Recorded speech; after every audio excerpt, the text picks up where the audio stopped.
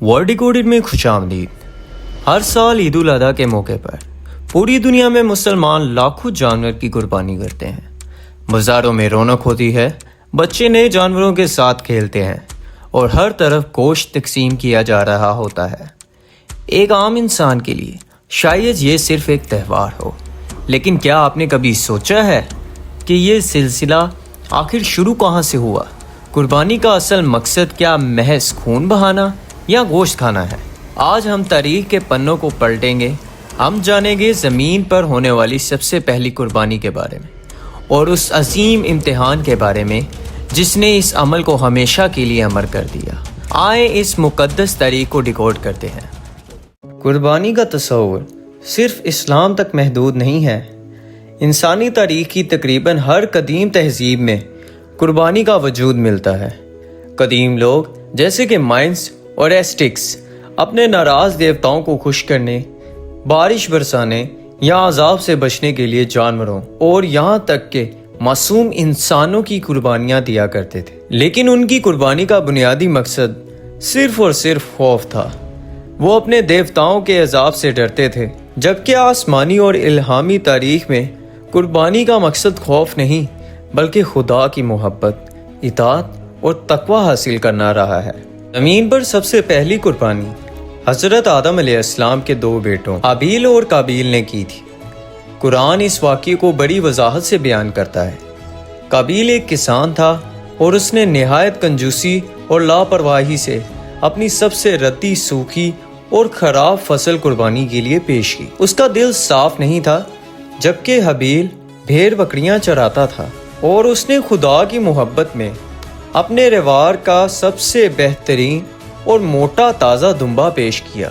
उस कदीम ज़माने में कुर्बानी कबूल होने की निशानी ये भी होती थी कि आसमान से एक आग आती और उस कुर्बानी को जला देती।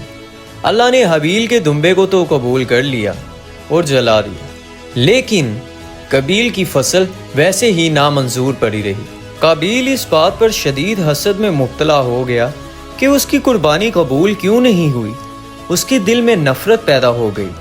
हाबील ने उसे समझाया कि अल्लाह सिर्फ मुत्तकियों की कुर्बानी कबूल करता है, यानी असल चीज़ तुम्हारी फसल या जानवर नहीं बल्कि हमारे दिल की नीयत और तकवा था। लेकिन काबील पर गुस्सा इस कदर सवार था कि उसने अपने ही भाई हाबील को कत्ल कर दिया। ये इंसानी तारीख का पहला कत्ल था और खून का पहला कतरा था जो ज़मीन पर गिरा। इस वाक़ये ने क़यामत तक के लिए ये सबक दे दिया कि बगैर इखलास और साफ नीयत के चाहे तुम पहाड़ जैसी कुर्बानी भी दे दो, वो कबूल नहीं होती। वक्त गुजरता गया, सदियां बीत गईं और फिर तारीख का सबसे बड़ा इम्तिहान सामने आया। हज़रत इब्राहीम अलैहिस्सलाम की उम्र 86 साल हो चुकी थी और उनकी कोई औलाद नहीं थी। उन्होंने अल्लाह से दुआएं की, तब जाकर उन्हें बुढ़ापे में एक बेटा अता हुआ। हज़रत इस्माईल अलैहिस्सलाम। एक बाप के लिए बुढ़ापे की औलाद कितनी प्यारी होती है, इसका अंदाज़ा लगाना मुश्किल नहीं। जब इस्माईल अलैहिस्सलाम थोड़े बड़े हुए, चलने फिरने के काबिल हुए और बाप के दुख सुख के साथी बनने लगे, तो इब्राहीम अलैहिस्सलाम ने लगातार 3 रात एक ख्वाब देखा।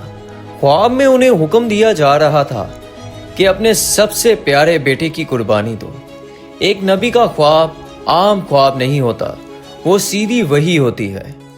इब्राहीम अलैहिस्सलाम समझ गए कि उनका रब उनसे उनकी सबसे महबूब चीज़ मांग रहा है। इब्राहीम अलैहिस्सलाम ने इस मुश्किल तरीन आजमाइश में अपने बेटे को शामिल करने का फैसला किया। उन्होंने अपना इरादा अपने छोटे से बेटे को बताया और पूछा, ऐ मेरे बेटे, मैंने ख्वाब देखा है कि मैं तुझे ज़िबा कर रहा हूँ, तू बता तेरी क्या राय है। सोचिए एक बच्चा ये सुनकर क्या ही कहता, लेकिन ये किसी आम इंसान का बेटा नहीं बल्कि अल्लाह के एक अजीम नबी का बेटा था।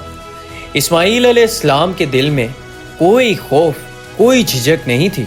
उन्होंने जवाब दिया, ऐ मेरे अब्बा जान, जो आपको हुक्म दिया गया है वो कर गुजरिए, इंशाअल्लाह आप मुझे सब्र करने वालों में पाएंगे। यह तारीख का वो अजीम तरीन लम्हा था जब बाप और बेटा दोनों ने अल्लाह की रज़ा के आगे अपना सब कुछ یہاں تک کہ اپنی جان بھی سرنڈر کر دی۔ جب ابراہیم علیہ السلام اپنے بیٹے کو مینا کے مقام کی طرف لے جا رہے تھے تو شیطان سے یہ اطاعت دیکھی نہ گئی۔ اس نے 3 مختلف جگہوں پر آ کر ابراہیم علیہ السلام کو بہکانے اور اس عظیم قربانی سے روکنے کی کوشش کی۔ اس نے باپ کی ممتا کو جگانے کی کوشش کی۔ اس نے انہیں وسوسے دلائے کہ یہ کیسا خدا کا حکم ہے جو بیٹے کی جان مانگتا ہے، لیکن ابراہیم علیہ السلام کے قدم نہیں ڈگمگائے۔ انہوں نے اپنی خالص نیت اور تقوی کی بنیاد پر شیطان کو کنکریاں مار کر دھتکار دیا اور آگے بڑھ گئے۔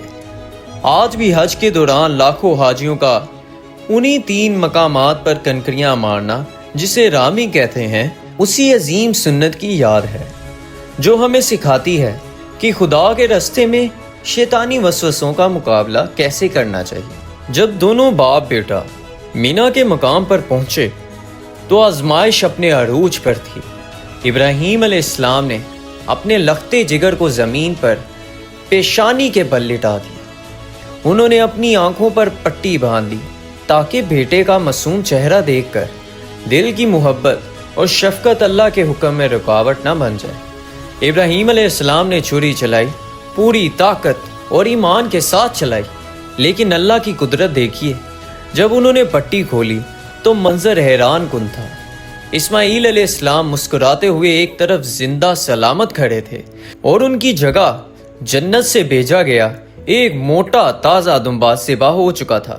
اللہ کو اپنا پیارا نبی ذبح نہیں کروانا تھا، اس سے تو صرف ابراہیم علیہ السلام کے دل کو آزمانا تھا کہ ان کے دل میں خدا کی محبت زیادہ ہے یا اولاد کی۔